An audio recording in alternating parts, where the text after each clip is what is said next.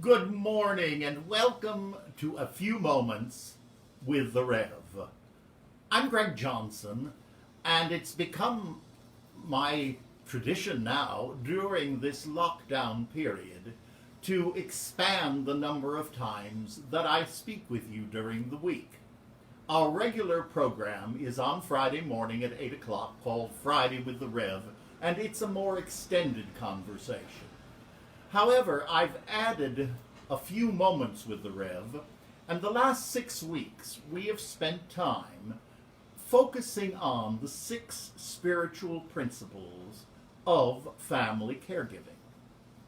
My ministry is in the world of family caregiving, and as such I have the privilege of working with many people privately through Emblem Health, where I have the privilege of serving as the chief advisor to the CEO of Emblem Health here in New York City. And I have the privilege of talking to many people about their family caregiving journeys, but also about their lives. Also, many of you are aware that I am also a very grateful recovering alcoholic and have spent a great deal of time in the rooms of AA. That's been the pathway that has been a blessing to me. There are others I neither endorse nor oppose. I'm just sharing my journey. And in so doing, I have spent a great deal of time working with fellow alcoholics on spiritual direction. Yesterday I had an interesting experience. I like to say I went to the ocean, and that simply means I got on the bus here on 23rd Street and went 4 stops to the Hudson River. And then I walked over and sat on the pier and was reading. And as I was reading, a neighbor of mine from here in the building came by. And he said, "Oh, Greg, tell me something positive." And I looked at him and I said, there is so much positive happening right now. And I know that sounds like a strange and difficult concept. But when we see the large numbers of people all over the world, the issue of racism has greater opportunity of having its time. And I pray that the energy of all of these young people, all of these exciting young people out doing positive things, the energy is huge, and it's spiritual energy. It may not be defined as that, but there is enormous spiritual energy. Yes, there are negative things that happen. There is looting. There are negative things. That always happens. That's the human condition. But nothing has ever been as large as this. And the pandemic of COVID-19, which is still very much going on. So stay in, wear your masks, your gloves, use hand sanitizer, all of these very practical things. But what has it done? It's shown us that the divine is very much in control. God didn't send the virus. The virus came. It was part of nature. But where is God? In all the wonderful things that are happening, of people helping people, of people understanding people, and of people being still and beginning again to go within. And in that stillness, what's been happening? Suddenly the Himalayas are visible again. The canals of Venice are clear. And again we see the ozone layer. We see many of these things which committees have been trying to bring attention to, healing very rapidly. And what does that remind us? It reminds us that God is in everything and everyone. We tend to think just in us. It's in God, the divine, whatever word you want to use, is within. And so I said, to me, that is an enormous positive time. And to reinforce it, I've been rereading, I should say, this wonderful book by Father Richard Rohr, The Universal Christ. I cannot recommend it enough. It's a wonderful book for us to be dealing with. Now,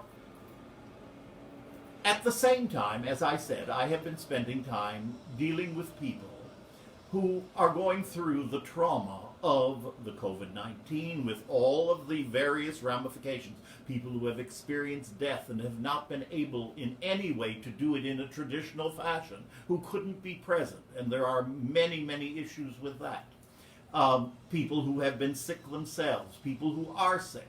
So there have been many, many issues. And yet, I'm always amazed that when I have the privilege and honor of doing spiritual direction, I am always sent back to the world of recovery that has blessed my life. And I discovered several weeks ago a wonderful class, a wonderful course of 10 suggestions. It was put together by an organization called Rams and Recovery. It's an organization at the VCU, the Virginia Commonwealth University. And this organization helps young students, most of them being younger students, who are in some form of recovery, but who are going through their college life. And they meld the two together so that one is not done at the expense of the other. And they came up with a publication, a very wonderful publication entitled, and I really enjoyed it, 10 Secrets People in Recovery from Addiction Know That Could Help Us All Survive the global pandemic. And truthfully, I feel it's for both pandemics. So for the next 10 weeks, we're going to talk about recovery in recovering. Now, the first point that they make, they call it the fight is fixed. I call it acceptance. We admitted we were powerless over alcohol, and our lives had become unmanageable. That's the first step for those people in 12-step programs. And I, again, am saying there are many routes, there are many paths. I'm sharing from this one. But the first step in recovery is acceptance. I can't tell you how many times I have dealt with family caregivers, people whom I had a strong feeling were in a 12-step program. Now, I read to you the first step. We admitted we were powerless over alcohol, that our lives had become unmanageable. And I would simply say to the caregiver, you know, I've heard it said that we have to admit that we are powerless over our care recipient, and our lives have become unmanageable. Now, I have used the first step in my life again and again and again, and it's urged within the 12 steps. That's not what I'm here to talk about. But it is about acceptance. To kind of say, yeah, it doesn't work. Now, what do we do? And I'm going to read from what they say.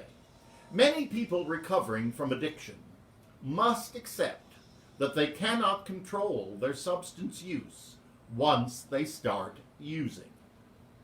This then allows them to move forward with a goal of not using at all. And the programs work for this sort of thing. But what are we doing? We're giving up. But we aren't just giving up and saying horror defeat. We are surrendering, letting go gently, to receive abundantly. That's my favorite definition of surrender. Letting go gently to receive abundantly. And the abundance begins with acceptance. We've been aware, we've had nightmare stories, we're aware. Well, the same thing applies in what we're going through with COVID and with racism. Because in each of them, what we're doing certainly hasn't worked. We need to take a deep breath and accept the reality of COVID-19 before we can navigate it.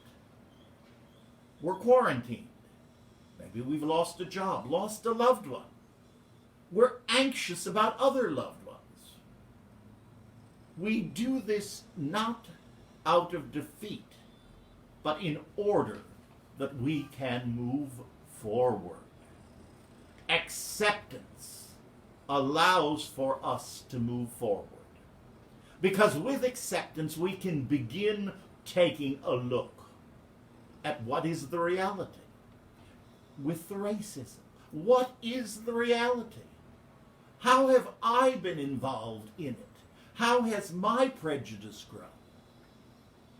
And we can begin to find those people with whom we can walk together and all become wounded healers. Because anyone who does the sort of work I do has usually walked the walk before. And for that I'm very grateful. And I want to leave you, as you think of this, the Serenity Prayer. It's common in many 12-step meetings. Let's pray it together.